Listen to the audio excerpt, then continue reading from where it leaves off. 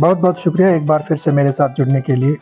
दोस्तों, आज मैं आपको लाया हूँ कश्मीर के एक ट्रोट फिश फार्म में, जहाँ पर एक लड़का बहुत ज़्यादा क्वांटिटी में ट्रोट फिश की फार्मिंग करता है और इनकी फ्रेश वाटर मछलियों को खाने के लिए लोग दूर दूर से आते हैं। तो चलो चलते हैं, आपको फ्रेश वाटर में लाइव फिश पकड़ के दिखा देते हैं।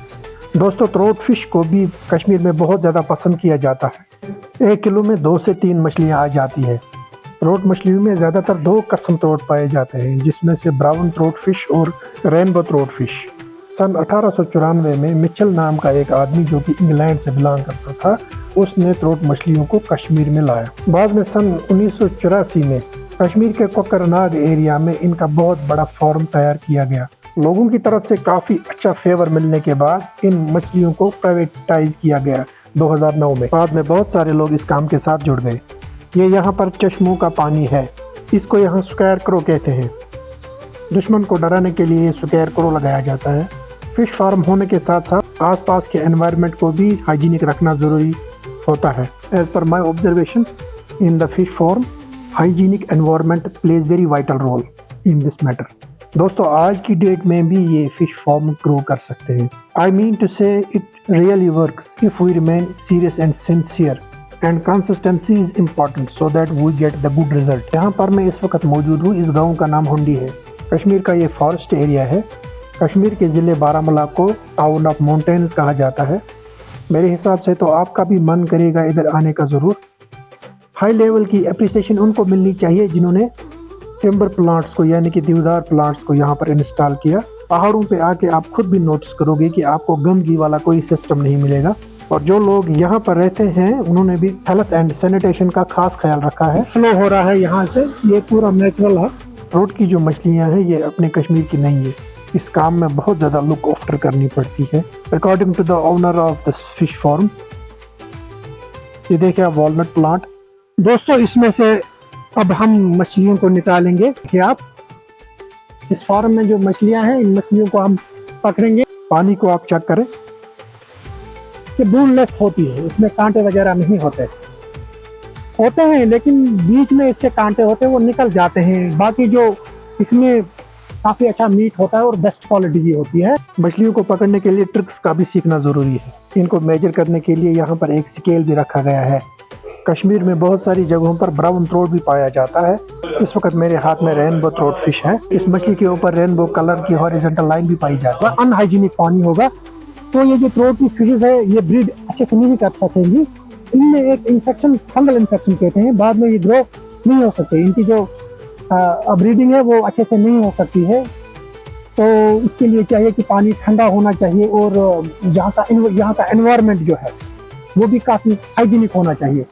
तब जाके जो थ्रोट फिशेस हैं ये तैयार होती है।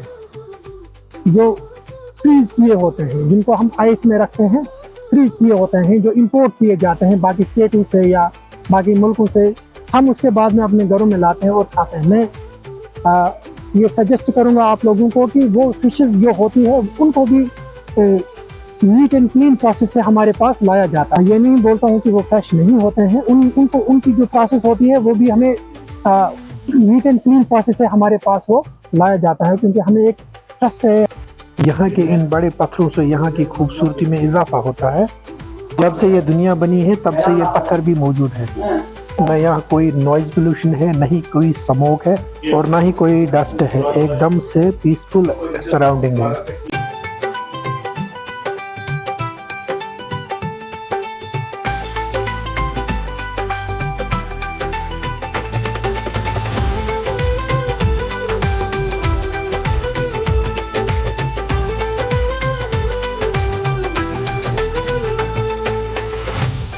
दोस्तों, इस वक्त हम फिश फार्म के नज़दीक, फार्म का जो ओनर है, मुख्तसर सी बात करेंगे। अगर हम मेडिकली बात करेंगे, जब भी कोई भी पेशेंट, कोई भी आजकल के ज़माने में डॉक्टर साहब के पास जाता है, आपने खुद भी ये चीज़ नोटिस की होगी कि जो डॉक्टर साहब है वो सजेस्ट करते हैं पेशेंट्स को कि या जो मछलियाँ होती है ये फ्राई करके या ओवन में इनको कुक करके खाएं। तो ये एज ए मेडिसिन इंसान के हेल्थ में काम करता है। ट्रोट फिश के बारे में और हम जानना चाहेंगे रईस साहब। जी, अस्सलाम वालेकुम सर। वालेकुम अस्सलाम सर, ये मैंने इस्टेब्लिश किया है 2024 में सर। सर उस टाइम थोड़ा बर्फ़ का मसला हो गया तो स्टॉक मैंने नहीं डाला इसमें। फिर मार्च अप्रैल में मैंने स्टॉक डाल दिया सर। तो इस टाइम इंशाल्लाह ये सब तैयार है, स्टॉक तैयार है अभी। तो ये फ्रेश वाटर की मछली है सर। इसमें सर प्रोटीन्स होते हैं इसमें, और विदाउट बोन होती है सर, बोनलेस मछली है सर, इसलिए इसका रेट भी ज़्यादा है सर। अच्छा रईस साहब, हम आपसे जानना चाहेंगे ये जो थ्रोट की फिशेस होती है इनमें कितनी वैरायटीज होती है? इनमें होती है सर ये 2-4 किस्म की वैरायटी होती है इसमें सर। सिर्फ कलर वलर का डिफरेंस होता है इसमें बस, और इसको इसी नाम से पुकारता है ये रेनबो ट्राउट फिश। रईस साहब, हमने जो यहाँ नोट्स की है आपके फार्म में जो थ्रोट फिशेस है वो रेनबो थ्रोट फिशेस है। यहाँ पर आपको जो थ्रोट फिश मिलेगी वो आपको रेनबो वैरायटी की थ्रोट फिश मिलेगी। हालांकि ये जो थ्रोट फिश होती है इसमें कलर की डिफरेंस होती है। बाकी मछलियाँ होती है जैसे वल्लर में पाई जाती है, डल लेक में पाई जाती है, या दरिया झेलम में यहाँ पर पाई जाती है, वो जो मछलियाँ हैं वो नेचुरली कुछ ना कुछ वहां से कुछ बहुत सारा कुछ जो ऊपर वाले ने रखा होगा उस उन झीलों में, उन लेक्स में और उन रिवर्स में वो खाते हैं। लेकिन यहाँ पर जो फॉर्म में ये मछलियाँ हैं जो है मोस्टली ये फीड खाते हैं, और जो फीड है वो बहुत ज्यादा एक्सपेंसिव है। मंथ ऑफ नवंबर 2025 की जो मछलियाँ हैं ये कब तक अवेलेबल है यहाँ इस फॉर्म में जो हंडी नौशारा में लोकेट है? जी बिल्कुल सर, अभी 2 महीने मुझे हो गए इसको सेल करते हुए सर।